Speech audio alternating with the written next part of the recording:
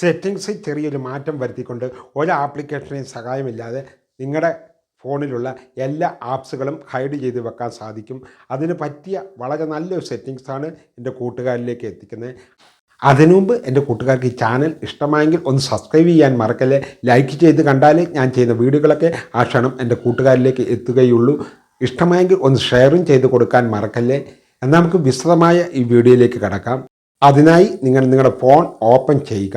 അതിനുശേഷം അവിടെ സെറ്റിങ്സിൻ്റെ ഒരു ഐക്കൺ കാണും. നിങ്ങൾ അവിടെ ഒന്ന് ക്ലിക്ക് ചെയ്ത് കൊടുക്കുക. അപ്പോൾ സെറ്റിങ്സ് ഇങ്ങനെ ഓപ്പൺ ആയി വരുന്നതായിരിക്കും. അതിന് നേരെ മുകളിൽ സെർച്ച് ബാറിൽ ഹൈഡ് ആപ്സ് എന്ന് നിങ്ങൾ ടൈപ്പ് ചെയ്ത് കൊടുക്കുക.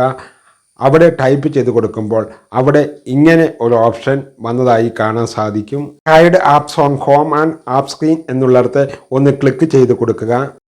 അവിടെ ക്ലിക്ക് ചെയ്ത് കൊടുക്കുമ്പോൾ വീണ്ടും കുറേ ഓപ്ഷനുകൾ നിങ്ങൾക്ക് വന്നതായി കാണാൻ സാധിക്കും. നേരെ താഴെയായി വീണ്ടും അവിടെ hide apps on home and app screen എന്ന് വീണ്ടും വന്നതായി കാണാൻ സാധിക്കും.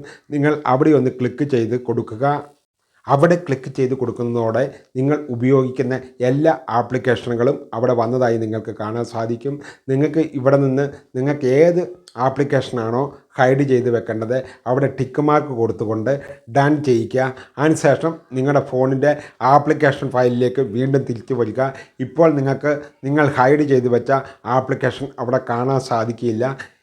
വീണ്ടും നിങ്ങൾ ഹൈഡ് ചെയ്ത ആപ്ലിക്കേഷൻ തിരിച്ചു വേണമെങ്കിൽ വീണ്ടും ഇതുപോലെ തന്നെ തിരിച്ചു പോയി അതിൻ്റെ ടിക്ക് മാർക്ക് മാറ്റിയാൽ മാത്രം മതി.